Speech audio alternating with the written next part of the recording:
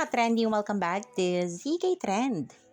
Donnie at Belle spotted na naman na may parehong singsing sa latest post ng mga ito. Literal na napakaloki ng ating Donnie at Belle. Sa kabila kasi ng napakaraming issue ngayon sa entertainment world, nananatiling low-key, private but proud ang relasyon ng Don Belle. Marami mang gustong sumira sa dalawa, ngunit talaga namang matatag ang ating couple. Sa katunayan nga, spotted din naman itong ating Donnie at Belle na may parehas na suot na singsing sa latest post ng mga ito. Parehong-pareho ang nasabing singsing na kapwa nakasuot sa right finger ng dalawa. Tila ba assurance ang singsing na ito na happy sila sa isa't isa at Don Belle lang hanggang dulo. Masaya syempre ang mga bula sa ganitong galawan ng ating Don Belle. It's indeed a Don Belle thing.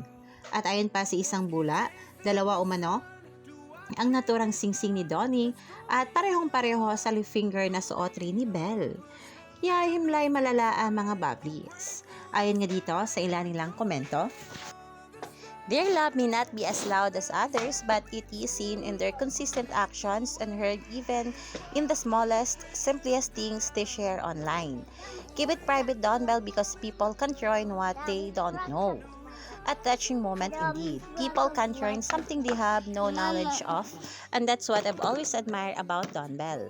Their relationship is private yet proud. Their love is quiet yet felt and sincere.